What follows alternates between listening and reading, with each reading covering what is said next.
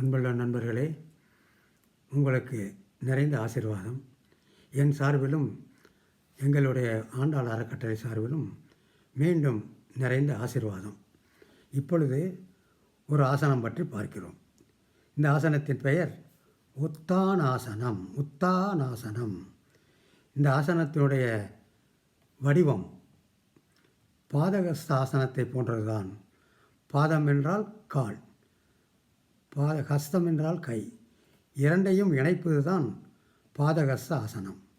அதை போன்றது தான் இந்த உத்தானாசனம் என்பது. இதனால் என்ன பயன்? வயிறுதான் மிக முக்கியம். வயிறுதான் முக்கியம். அந்த வயிற்றில் உள்ள கல்லீரல், மண்ணீரல், பித்தப்பை, கணையம் இவைகளிலும் ஈரண நீரும் ஈரண மண்டலமும் இவையெல்லாம் ஒரு சமநிலை பெறுகிறது. ஆசனங்களின் பயனே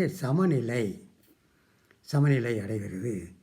இந்த ஆசனத்தை செய்வதற்கு வேறொன்றுமில்லை.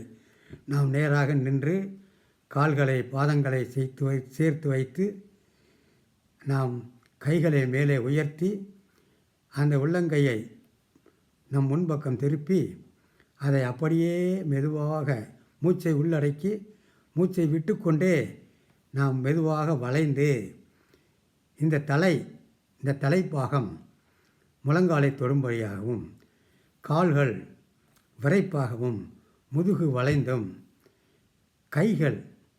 நமது கைகள் தரையை தொட வேண்டும். இப்படி செய்யும்போது அதை செய்து முடித்த பின்பு மெதுவாக நாம் மூச்சை விடலாம். அதற்கு முதலிலேயே நாம் மூச்சை அடக்கி பழக வேண்டும். நான் சில நாட்களில் கூறியிருக்கிறேன், நான் எழுந்தவுடன் ஆசனம் தொடங்குவதற்கு முன்பு 100 எண்ணிக்கை மூச்சை உள்ளே இழுத்து அடக்கி அப்புறம் வெளிவிடுவேன்.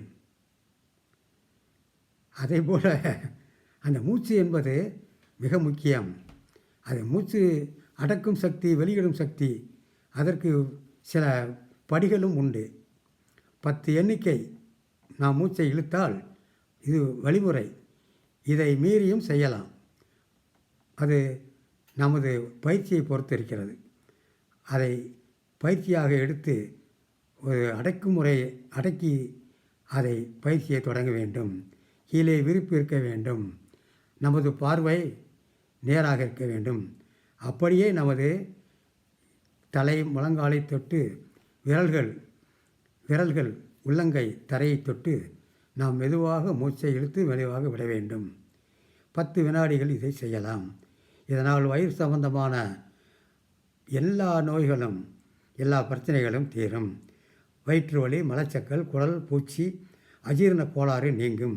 கழுத்து, மார்பு, வயிறு, விழாப்புறம், இடுப்பு இவைகளெல்லாம் நமக்கு நன்மை பெறும். தொண்டையும் நன்மை பெறும் என்று கூறி நன்றி விடையேறுகிறேன். நன்றி, வணக்கம்.